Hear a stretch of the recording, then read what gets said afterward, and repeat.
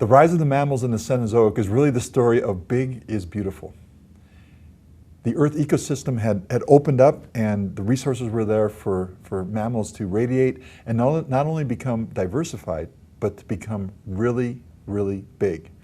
So the modern day Earth that we're used to, there are a few large mammals, but compared to what happened in the middle part of the Cenozoic, it's nothing.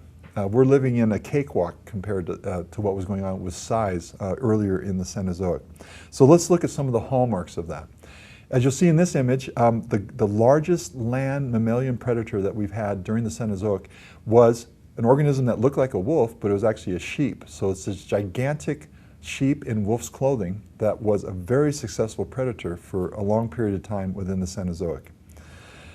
Another organism that did very well were the rhinoceros. And in the rhinoceros lineages, they became large, 2.5 meters at the shoulder. These are big organisms like the modern day rhinoceros is.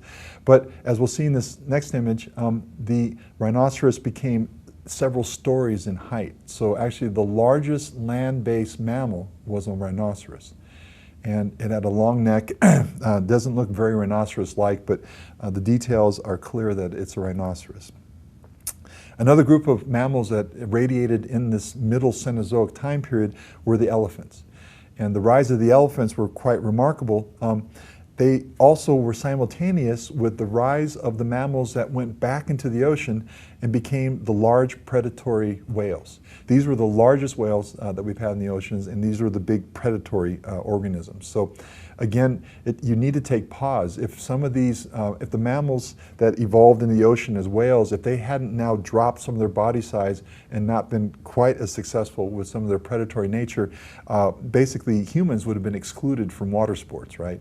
It would have been far too dangerous to go anywhere place near the ocean, especially with some of these big guys that are snacking on great whites. And we consider great whites to be pretty difficult. Now, another type of organism that we all take for granted, but was really important in the Cenozoic are pigs. And the pigs you think of now are like the China Poland breeds, the pigs that have been breeded by humans for a long time. And the pigs are on the order of, they're large, right? They're 150, 175 kilos in size. And you have this vision of a pig in a barnyard, right? But really the pigs that we know of today evolved from large predatory pigs, as we see in this reconstruction. And these were big snarling masses of aggression and saliva and teeth. And they would roam around the terrestrial landscape and not only kill things, but then feed on carrion that had been killed previously.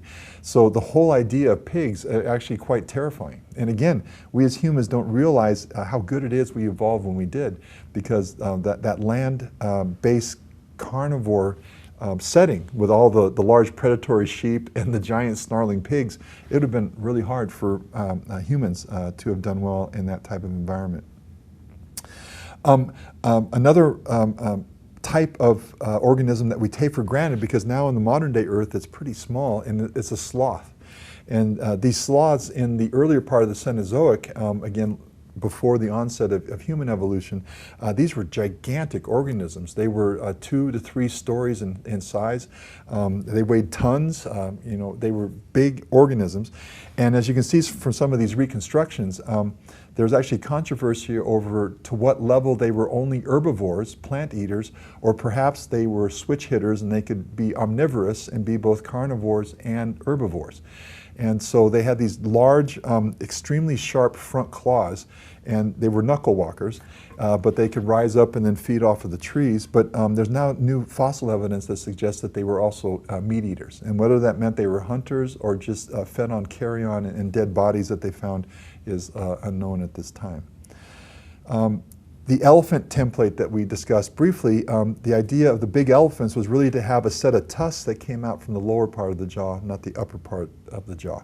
So they were extremely different looking organisms, but relatively closely related. But one thing that's important is these things got up to 4 meters in size, and they were 15 plus tons. So these are much larger than even the largest land-based elephants that we think of in Africa in the modern day environment. So the Cenozoic was a time where big was truly beautiful. And we saw that diversification into these large body sizes, both in the terrestrial and the marine environment. Then, as we moved into the onset of the ice ages, the forcing and controlling influence of having major ice sheets flux and wane through time and develop through time, and having sea level rise and fall in dramatic fashion as a response to formation and then melting of ice sheets, it really changed the structure of what the Cenozoic stage was being set for in terms of body size of the mammals. And we saw, as we moved into a colder Earth, an overall reduction in body size through geological time.